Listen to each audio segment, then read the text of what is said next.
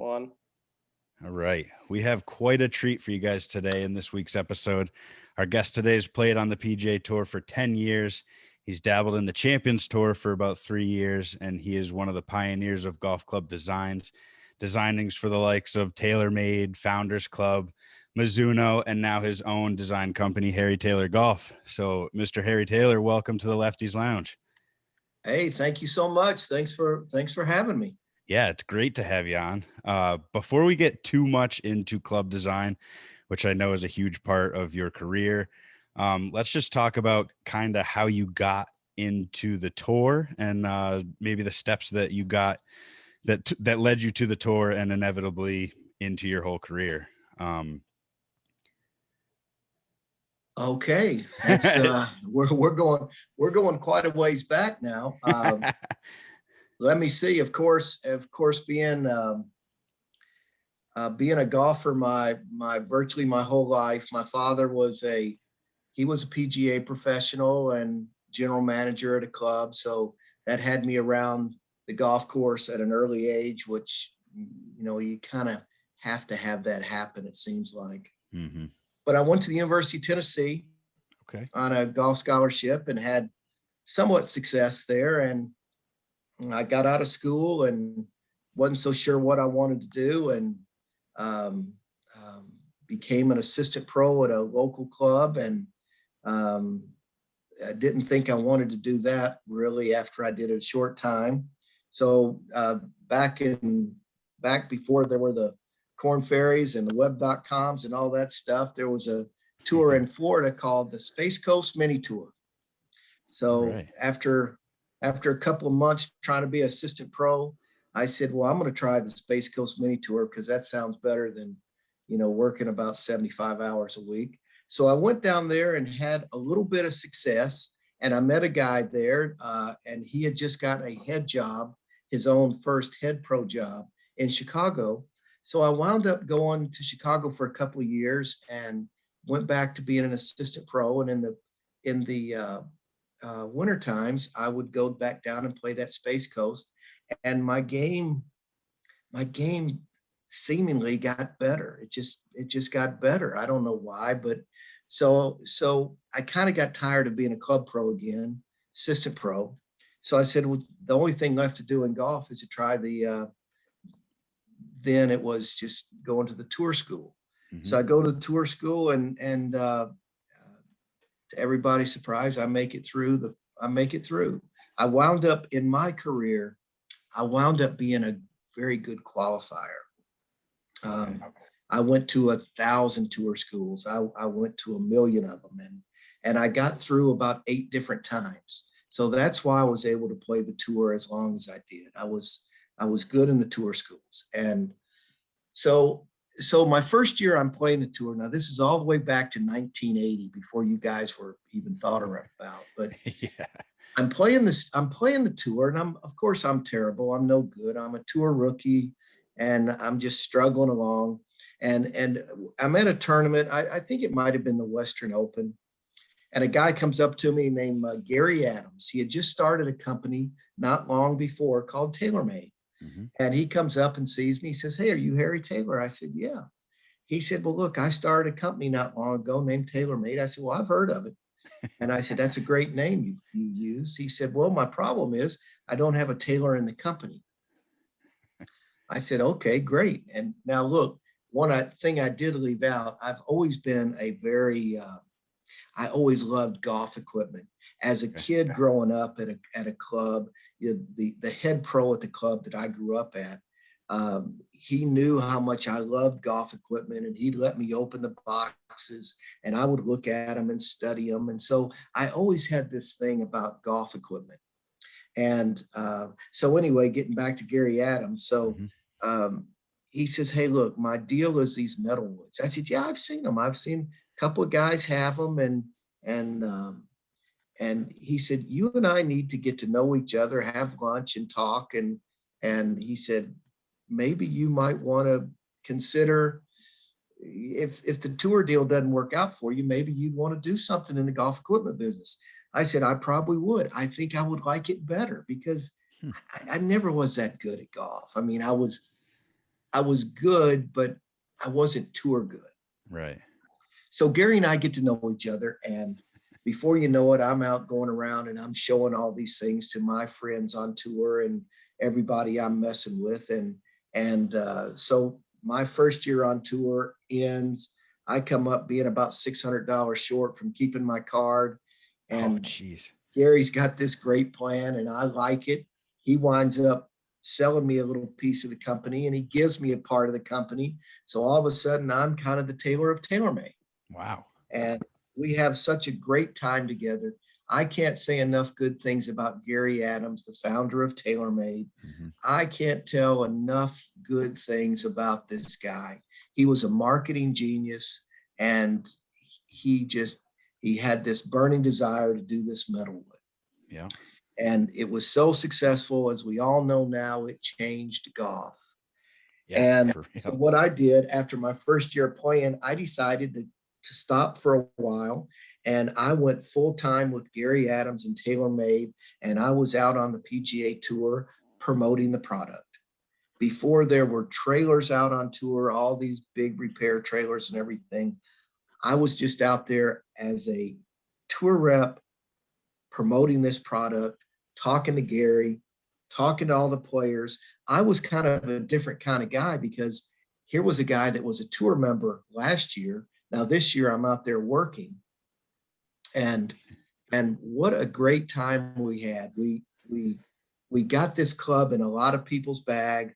I made sure to go up and see Ken Venturi and all the guys that were telecasting the events and got them all in their metal wood. So when an early Bobby Clampett or Ron Streck or Jim Simons or Dave Stockton or these kind of people would be in the hunt, well, they'd make sure to get those guys on television. And they would talk about, oh, here's one of those new metal woods. Yeah. We didn't have the money at TaylorMade to advertise and promote like we wanted, but getting them on television really was exciting. So do you think playing on tour that kind of helped you get in touch with people and like your relationships with people, getting the clubs Oh, in the yeah. right hands, like that obviously played a role, right? There's no doubt. And I'm sure I'm going to skip around a little bit more than what's going to be very sensible here. But I can tell you, being a tour member for my years, I was a tour member. And if I was whatever company I was working for, being a tour member gave me the credibility to be able to walk up to almost any player and talk to them about the product that I was representing, because I wasn't just coming up as a manufacturer's guy. Right. I was coming up as a guy that could play. I really understood golf equipment. I understood shafts. I understood all the ins and outs of lies and lofts and weights, and that the players, they respected what I was saying because they knew that I could also play as well as talk about the equipment. But the TaylorMade thing was very special because I was there from the start, and it was really bringing a new product that who knew that it would actually change the face of golf, going from a persimmon to a stainless steel casting. But it was something special. We did it we took that company from just a thought that Gary had to becoming an industry mega company. And I was able to be there from 1980 with Gary, and I left in 90. Mm-hmm. And we did a million things in there. Had the tour was always a big part of me even learning more about golf equipment and about design, because when you're around the Trevinos of the world or the Dave Stocktons or all these great players, even people like Hubert Green, that was unbelievable when it came to chipping and pitching and everything he could do. And when you're around these guys talking to them about, why do you do it that way? What are you thinking? What about bounce? What about on wedges? I really think, as I think back, me being a player and then being around the world-class best players, if I ever knew anything about club design, it was really brought to me by watching the best do what they do. And even when it comes to the lie of the club, the lie of a wedge, should it be flatter? Should it be the same lie as the rest of your set? All this knowledge that I got from the PGA Tour players, I would have never been able to do what I did without that relationship I had with some very close friends I had on tour. So where do you want to go from here? Yeah, I mean, we can dive right into to clubs if you want. We could talk about. Well, I mean, so yeah. I know you. So you're at TaylorMade for 11 years, and then you leave with Gary Adams to go start the Founders Club. To start that company. Now at TaylorMade, just a quick view of that. So I played the tour in 1980. I take about 5 years off to help Gary launch this company. We sell the company in 86. Mm-hmm. At that time, I go back out and I get my tour card again, just because I felt that if I was still good enough to get through the tour school, it would never hurt me to be a tour member as well as somebody that's designing equipment, that's promoting the equipment. So with TaylorMade, I was doing quite a bit for the company. I was handling all their promotion and of course getting the first tour trailers out on tour, the repair trailers, which has become such a big deal now when it comes to custom clubs being built right on tour. But so I get my tour card back in the fall of 86. And then I actually play all the way through. From that point on, I play through about 95. And the whole time though, I'm doing club design, I'm doing tour promotion, and I'm just a golf guy. That's, every free moment I have, I'm either practicing, I'm drawing different club designs, I'm doing different things. Now, let me say this before anybody gets too crazy here. Nobody does it all by themselves. I mean, right. I had help with my golf game. I had help with all this club design because I'm not a CAD guy. I'm not a technical engineer when it comes to being able to design golf equipment. Mm-hmm. What I am, I would say my ability is a little bit more like an artist. I'm a better than average drawer. For some reason, I can draw three-dimensional. And as I would draw these ideas I had, of course, I had the team of engineers and guys that were very good in doing the CAD business. And together as a team, we would create these new designs. At TaylorMade, I came up with things like the early burner drivers and the burner plus. And you remember those early TaylorMade drivers that had the dimples around the apron. Well, just trying to come up with things that were different, that would maybe help the club. It would make it look different. It would give an appearance of its own. I remember the first thing Gary wanted me to do was I wanted to come up with a fairway wood. And so the original tour spoon was something that we came up with. But before you come up with it, this is something that I wanted to use. I wanted to play with this, but I would go out to the guys that I trusted out on tour, and I would get their opinion. Say, what if we came up with a club like this? Do you think that would be used? Oh man, that would be great, Harry. So I was using the PGA Tour as part of my R&D team. And then I would come back with my guys and we would do it. So the TaylorMade thing was, I can't say enough good things about the TaylorMade company. And, it was fun having a company with my last name, and I got to be a little part of that for a while. And then then we do get up to about 90, 91, where Gary is on me. Harry, we've got to start a new company. We've got to go. And so Founders Club was his next thing. I didn't want to leave TaylorMade, but Gary Adams was a very convincing kind of person. I had to make a move with Gary. And so that gets us to TaylorMade. That gets us to Founders Club. Yeah. And then now where are we going? Now you pretty much stopped, what 96 you stopped playing, right? You said 95. Yeah, 95 96. was my last year to play on the PGA Tour. Yes. Yep.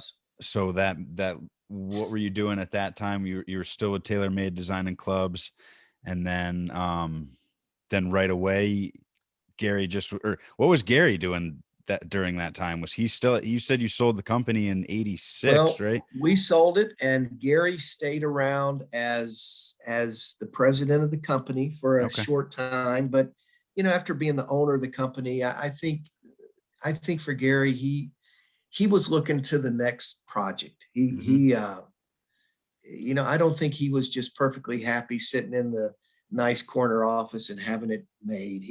He wanted to go pioneer another company, and he had some new ideas. So the Founders Club became really, really what he wanted to do, and we took some great people with us, and so we started Founders Club in 90. And what was your general focus with Founders Club? What were you guys trying to do? I mean, you've already pretty much changed the club game. What was his idea for this? His idea was to start another metalwood company, and he had ideas of being green grass only, and he had a new design in his mind of how he wanted this new Founders Club metalwood to look like. And it had a very unique shape to it, kind of had a mushroom shape to it, a little smaller on the sole plate and bigger on the top shell. And it was successful. Our first year in business, I think we did, I can't remember the numbers exactly, but we quickly became the number 2 metalwood company in the golf business. Wow. Until 91 hit. 91 hit, Callaway Big Bertha. That's right. It hit, and it put hard. Everybody in a shock. And so, go ahead. I know you mentioned bringing some people over from the TaylorMade crew. Now, I think if I read correctly, was Bob Vokey one of those people that you brought over to the Founders? Yep, the Voke and I. Let me tell you how I got involved with Bob Vokey real quick. I love that already. The Voke at TaylorMade. At TaylorMade, I was out on the tour, talking to players, doing things. But since this is prior to being tour repair shops out on the tour, I was constantly calling back to TaylorMade. I need this made. I need this made. I need you to ship it over one day air as quick as you can. So I had a disconnect, but I was using just my normal production run to get these built. I needed somebody that could be my tour repair person, that I could call, that he really understood golf equipment. And if I needed a shaft tipped, or if I needed this done, or whatever, grips built up, somebody could do it. So Bob, there in Vista, California, we're out in Carlsbad now. In Vista, Bob had a little golf club repair shop. And I knew of him, even though I never had used him. So another guy at TaylorMade, we went down there to see him. And I said, Voke, here's what I'm thinking. I said, I need somebody to do PGA Tour repair work for me, get it out to me immediately. And I know you're very, very good with club repair. Would you have any interest in going to work for TaylorMade and helping me? He said, well, I'll tell you how interested I am. Have you had lunch yet? I said, no. He said, I'll tell you what, let's go have lunch, and then I can go straight to TaylorMade and we'll start. Wow. That started Bob Vokey and my relationship. And we did a lot of things together. He is one of my very best buddies. And then after we worked at TaylorMade all those years, and And when we started the Founders Club business, I said, Bob, I need you to come with me to help me do the design work. Primarily, most of the design work at Founders Club. Now, there were some other people that were independent designers that did help Founders Club along the way to make everything happen. There was a gentleman named Terry McCabe who was a big help in even the early days of TaylorMade and at Founders Club. He was a close friend of Gary Adams, and Terry was also a big help. But Bob and I spearheaded all the products at Founders Club, and Bob and I today we'll speak every 3 or 4 weeks anyway, and talk about what's going on in life. And he's still a great guy. That's awesome. That's really cool to hear. So after the Founders Club, there's one more thing that you got into with Mizuno, correct? Well, yes. What happened? Gary Adams wound up getting he got sick on me, and it was the sickness that finally did take him, and so he had to retire from work. And so when he retired from work, the partners we had at Founders Club wanted me to come in and run the company. And that's just not what I do. I've got a little bit more entrepreneurial in me than that. I like the club design. I loved playing golf. There were just certain things I wanted to do. Right. So after about 3 years at Founders, I sold my interest. I left the company, and I just went back out and started playing again. Yeah. And it seemed like in my life, every time something went a little wrong, I could just go back out and start playing, as crazy as that sounds. Yeah. So I've been out playing for about 6 months, and the PGA Merchandise Show came up, and Jack Kern was running Mizuno, and I see Jack, and he asked me what I'm doing, and I told him. He said, well, hey, do you miss the golf equipment business? I said, yeah, I miss it a lot. He said, well, we'd love to have you. He said, I can't really imagine you without Gary Adams, but he said, we would sure love to have you come in and look at our tour promotion and help us there, as well as possibly looking at our club design. So that started, this was about 1994. 1994, I did about I started with Mizuno and went in and did that exact thing.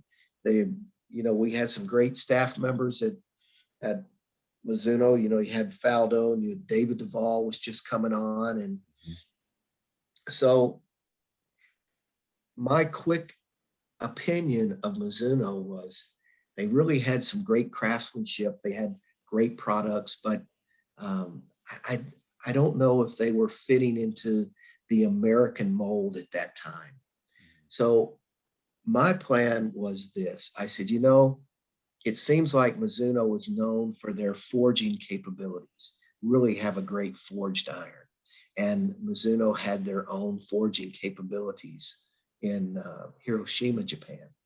I said, why don't we, instead of trying to be great across the board, why don't we concentrate on being the best iron company we could ever be? So when a salesperson from Mizuno walks in a store or a shop, they look at that guy and say, I need some Mizuno irons.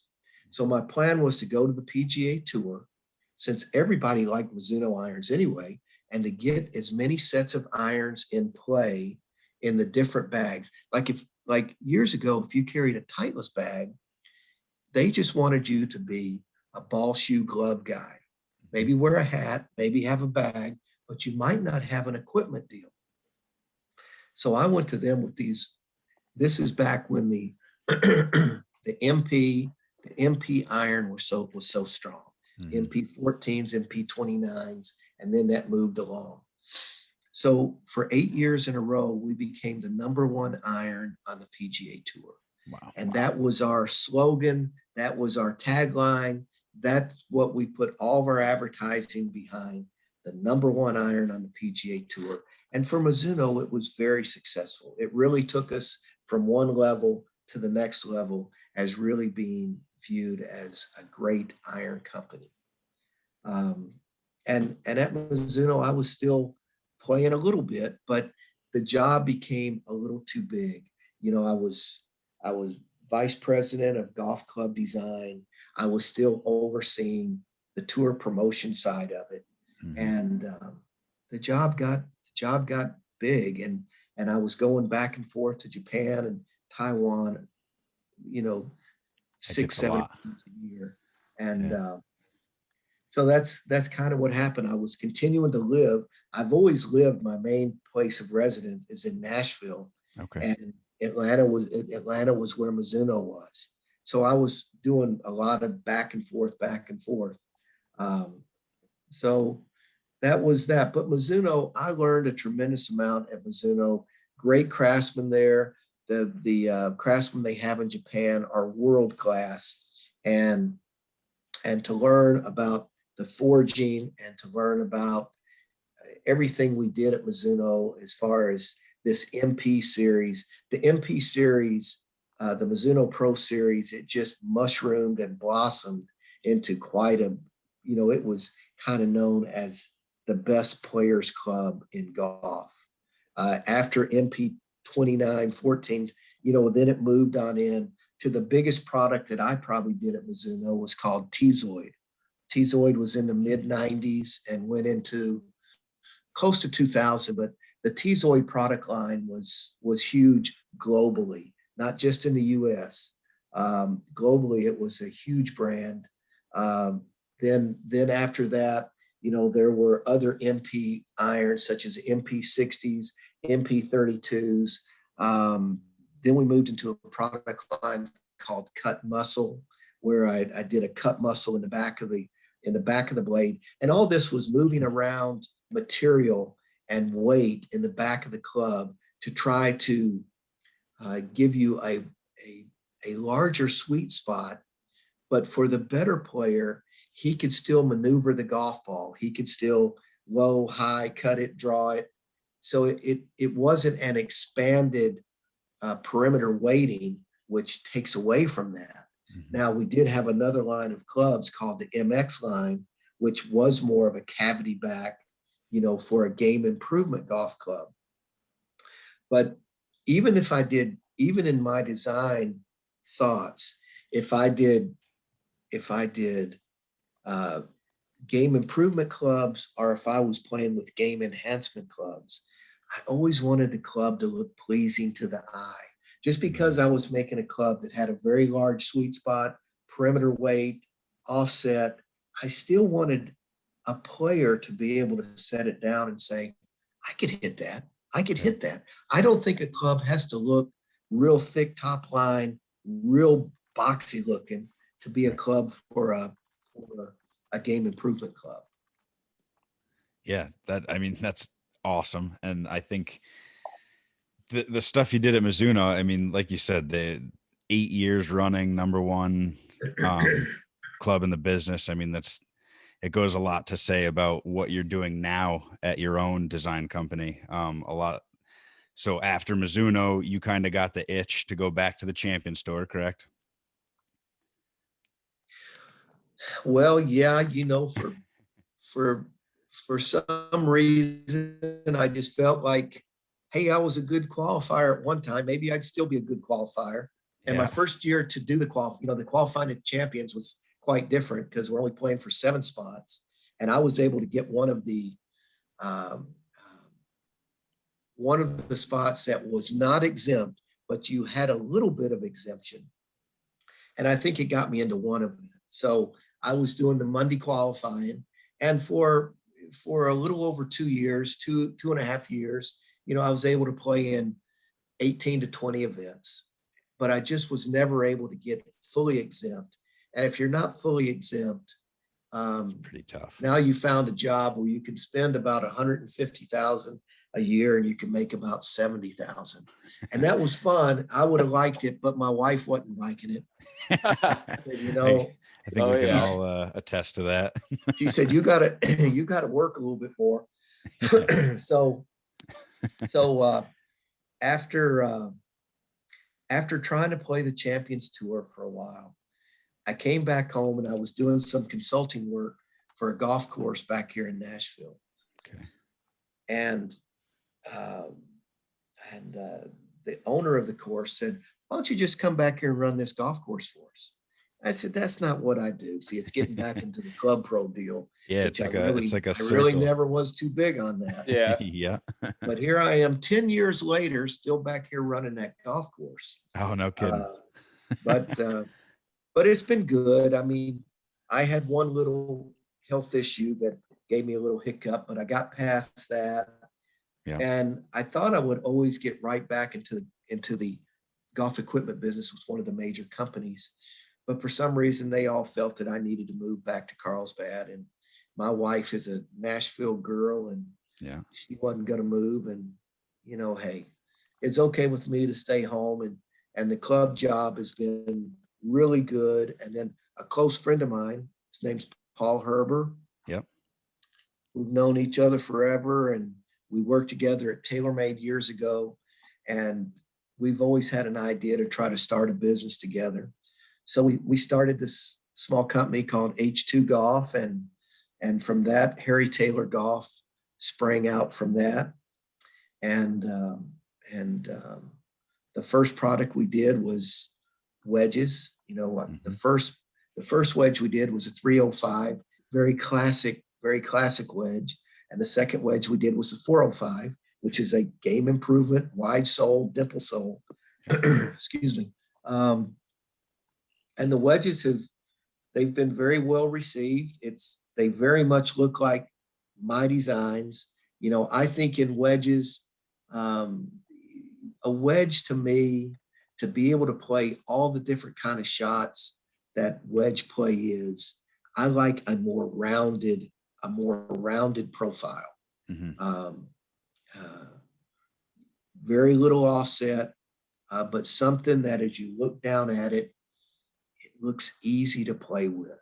And all of our wedges, that's the one thing I'm trying to build into these wedges, something that's easy to play, fun to play, great feel. As much as I'm a forged guy, these wedges are not forged. They're a 303 stainless, which actually might be softer than a 1025 carbon steel. So it's a very soft material.